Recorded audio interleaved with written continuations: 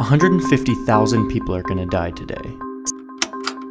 And one of the brutally unfair realities of life is that where you were born can dramatically change how and at what age you die. There's a really fascinating measurement called years of life lost, which measures how many years shy of the realistic maximum life expectancy people die. So if a person can hope to live to age 86 but then dies in a car accident at age 21, those 65 years are considered lost years of life due to car accidents. It's basically a way to measure why people are dying early. Hundreds of researchers from around the world collaborated to collect and analyze that data for each country, and the result is this map. It shows the leading cause of early death in each country for 2013. Look at Africa.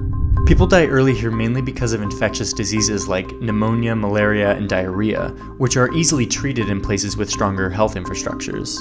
And people are dying young in these places. 4 out of every 10 deaths in these poor countries are among people under 15. Meanwhile, in Saudi Arabia,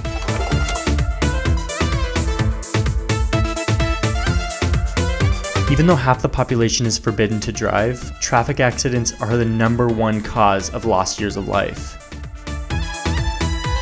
There's a trend among young guys who see how crazy they can get on the road. Between that and the lax speed limit enforcement, 19 people die every day on Saudi roads. It's the same problem facing young guys in other neighboring countries. Over in Venezuela, 25,000 people were killed in homicides last year, making violence the leading cause of years lost. Only around 8% of crimes are prosecuted, so gang violence usually goes unchecked. It's a similar situation in neighboring Colombia. In Syria, where a bloody conflict rages on, war was the leading cause of lost life. In China, a lot of people are dying from stroke. This is actually an indicator of a major transition in the region. As the economy in China has industrialized and surged over the past 3 decades, infectious diseases like the ones we saw in Africa dropped dramatically due to better health infrastructure. But a stronger economy means eating more fat and sugar, moving less, and breathing a lot more air pollution. Plus, they're living longer. All of these factors increase the likelihood of stroke.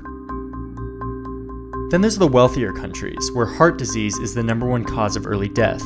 Strangely, it's actually the sign of the privilege of old age, since heart disease is generally considered an age-related disease. See, in poor countries, the biggest threat is diseases that kill people early on in life. But in rich countries, death typically comes after a much longer life, even if it's earlier than the life expectancy. So the good news is that overall, years of life lost are decreasing in almost every category worldwide. People are living longer overall.